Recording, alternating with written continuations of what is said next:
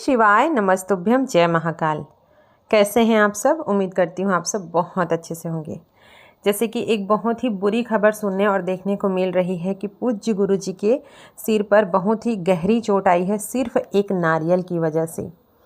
तो मैं आप सभी से सबसे पहले यही प्रार्थना करूँगी कि गुरु जी के लिए एक लोटा जल महादेव पर ज़रूर समर्पित कीजिए, जिनके माध्यम से हमने महादेव की पूजा की विधि जानी है।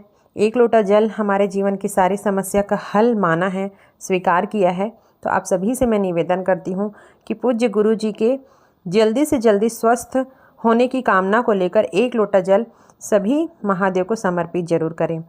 समझ कुछ भी नहीं आ रहा है कि अचानक से गुरु जी को चोट कैसे लगा, लेकिन जब मैं कल कथा सुनने बैठी, जो कि कल ही प्रारंभ होने वाली थी 1 अप्रैल को, तो गुरु जी कथा में लाइव आए हुए थे।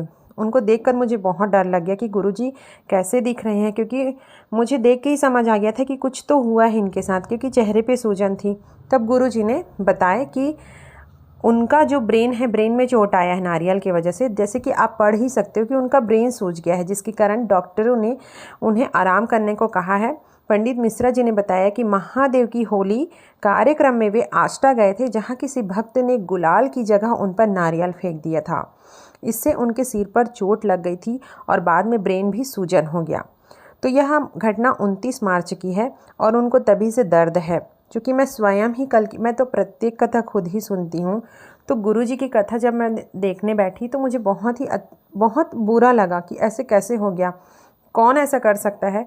चलो जो भी हो, ये बहुत ही गंदी हरकत है, महादेव उसका जवाब ज़रूर देंगे, क्योंकि गुरुजी कहते हैं कि महादेव सभी का जवाब ज़रूर देते हैं। तो हम सभी प्रार्थना कर सकते हैं गुरु जी के लिए।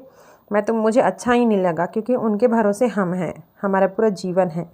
तो मैं सबसे रिक्वेस्ट करूंगी कि प्लीज़ उनके लिए प्रेयर ज़रूर करें। देखो, लिखा है कि आष्टा में होली उत्सव के दौरान किसी ने गुलाल की जगह नारियल फेंक दिया, और नारियल जब फेंकी तो उनके सिर पे लगा और उनके जो मस्तिष्क है उसके अंदर में सूजन आ गई है। उनको ज़्यादा बाहरी चोट नहीं दिख रहा है, और डॉक्टर ने कहा है कि आपको अभी आगामी कथा नहीं करना है, क्योंकि उनको बात करने से मना किए हुए हैं। साथ ही साथ गुरुजी ने यह कहा है कि जो मनासा में जो कथा हो रही है वह कथा अब स्थगित होती है इस वजह से।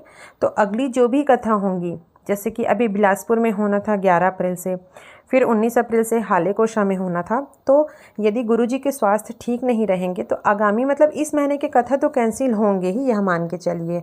गुरुजी ने व्यासपीठ से कहा है कि हम जल्द से जल्द ठीक होने का पूर्ण कोशिश करेंगे, और जैसे ही ठीक होंगे फिर हम कथा बाँचने की पूर्ण तैयारी कर देंगे।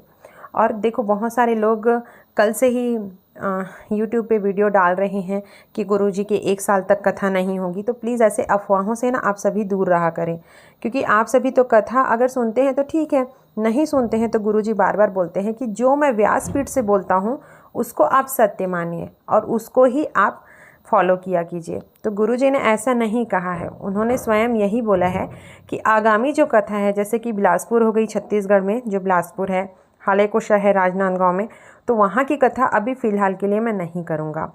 और साथ ही साथ ये भी कहा है कि जो मनासा में जो कथा होने वाली थी, बेलपत्र शिव महापुराण की कथा, वो अगले साल इसी जगह पे फिर से होंगी, और खर्चा विठलेश सेवा समिति की ओर से रहेगी।